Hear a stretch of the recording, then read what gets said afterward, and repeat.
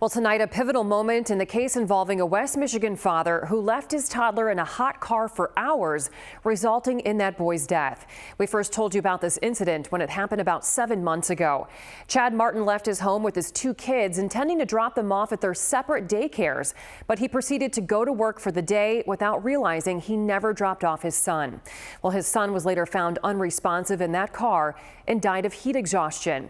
And today, the father learned his fate. News Channel 3's Mackenzie Decker has more.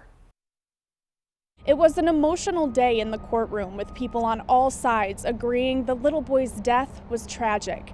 The judge over the case saying there's no indication that this situation was intentional, just devastating, adding that she hopes today's sentencing can close one door along the family's healing journey.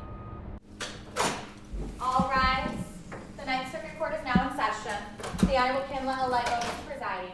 A heartbroken Chad Martin appearing in front of a judge for sentencing following the tragic death of his 3-year-old boy. I deserve whatever punishment I get.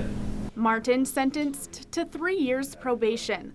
Part of that sentencing includes 9 months jail time, but it's conditional. His jail time is set to begin in February of 2026, but the judge in December will be checking in to see if that jail time would still be necessary.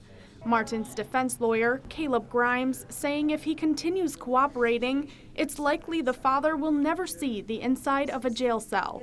There's nothing that the court can do that's going to make him feel worse than he already does. The toddler's mom, Samantha Brown, also appearing in court.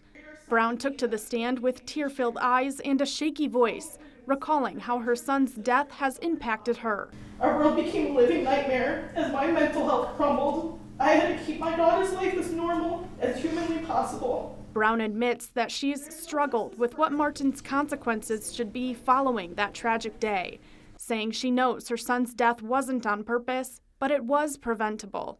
You will never know the true depth of the pain you have caused. There is no justice for her son, for her daughter, or for me. Martin also looks back on that day with remorse, telling the courtroom it was the worst day of his life. And he's failed his wife, daughter, and son. He's cared more about the well-being of his family moving forward from this than anything else I've discussed with him. There's nothing he wouldn't do to trade places with his son.